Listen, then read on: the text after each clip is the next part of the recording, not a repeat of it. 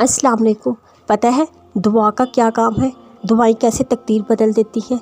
दुआ अल्लाह के करीब होने का नाम है। दुआ का मतलब अल्लाह से मदद मांगना है। दुआ का मतलब अल्लाह पर तवक्कल करना है। तवक्कल का मतलब है अगर दुआ के कबूल होने में देर हो रही है तब सब्र करना है, क्योंकि अल्लाह ख़ुद कहता है वो हर एक की दुआ लाजमी सुनता है।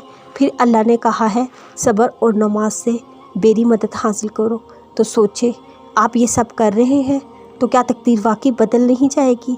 जब आप अल्लाह की हम्दो सना कर रहे हैं, उसी को सिर्फ मान रहे हैं, उसी से सिर्फ मांग रहे हैं, उसी की कुर्बत में आ रहे हैं, उसी के करीब होना चाहते हैं, तो क्या आपकी तकदीर बदल नहीं जाएगी? क्या अल्लाह फिर आपको इससे नवाज देगा जो आप चाहते हैं? क्योंकि आप भी तो वही चाहते हैं ना जो अल्लाह चाहता है। वो चाहता है आप सिर्फ उसी को अल्लाह माने, सिर्फ उसी का बंदा बनकर रहें। जब आप ये सब कर रहे हैं तो फिर ज़िंदगी में कहाँ कोई मुश्किल रहेगी।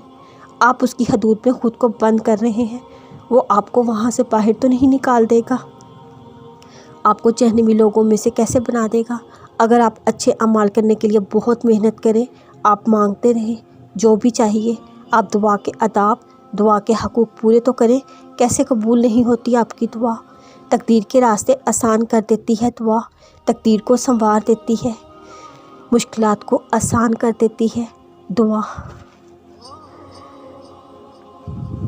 भला फिर बताओ ज़रा कि वक्त गुजरने के साथ साथ मोहब्बत का मिट जाना बेहतर है या फिर हमेशा के लिए बका के तौर पर मोहब्बत का मजबूत और गहरा हो जाना अच्छा है। इंसानी मोहब्बतें वक्त के साथ साथ मध्यम और फीकी पड़ना शुरू हो जाती हैं, दिल में वो शिद्दत चाह नहीं रहती। लेकिन अल्लाह रब्बुल इज़्ज़त की मोहब्बत वाहिद ऐसी मोहब्बत है जो हर लम्हे शिद्दत और जुनून के साथ परवान चढ़ती है, जो अपने बंदे के लिए समुंदर को चीर कर रख देती है, जो अपने महबूब की उंगली के इशारे पर चाँद को 2 हिस्सों में तकसीम कर देती है। बेशक ये मोहब्बत ही तुम्हें तुम्हारी मोहब्बत और चाहत तक ले जाएगी। अल्लाह पे कामिल यकीन। याद रखो वो अलबदी है, वो आपकी कहानी फिर से बनाएगा, पहले से बेहतरीन बनाएगा इंशाअल्लाह। अल्लाह उम्मीद नहीं यकीन है। चंद निशानियाँ जो ये ज़ाहिर करती हैं आप अल्लाह को भूल गए हैं, दुनिया में गुम हो गए हैं। जब अपने टाइम टेबल पर नमाज की जगह नहीं रखते, आप अक्सर औक़ात नमाज छोड़ देते हैं, दिनों महीनों गुजर जाते हैं, आप कुरान खोल कर नहीं देखते क्योंकि आप दुनिया में मसरूफ़ होते हैं। आपको हर वक्त पैसों की फ़िक्र रहती है, बावजूद उसके आपकी ज़रूरत बआसानी पूरी हो जाती है। फिर भी आप चाहते हैं आपके पास ज़्यादा से ज़्यादा दौलत हो।